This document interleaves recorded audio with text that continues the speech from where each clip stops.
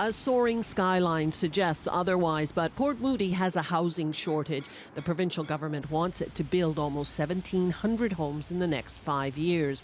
For that to happen, it first has to fill another hole. We've been hiring retired planners to come in and fill that gap. City planners are in high demand and short supply. Building applications usually reviewed within 18 months now take twice as long to process. With larger development applications, developers are being asked to pay the costs of planners who can dedicate themselves to their file. The planner shortage is widespread. We're talking about national standards for planners and how we can ensure mobility, transferability of skills. The Planning Institute of BC reports job postings increased 93% from 2020 to 2021, then another 20% the following year, and again another 20% last year. Nothing's getting built without planners. An aging workforce, low pay, and work-life balance are blamed for the shortfall.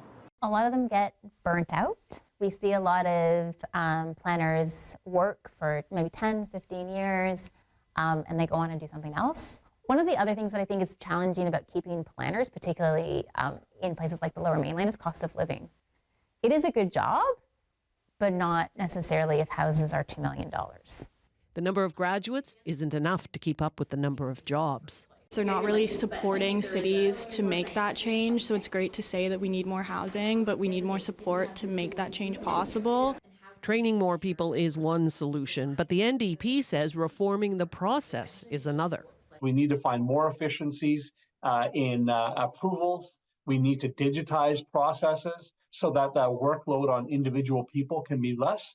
Amid the scarcity of planners, Port Moody has an abundance of plans. The largest development in its history will build 5,500 new homes over 12 years. We have a lack of capacity to take advantage fully of the tools and incentives that the province is providing to us. And that is costly. That is having a direct impact on the affordability of homes being built.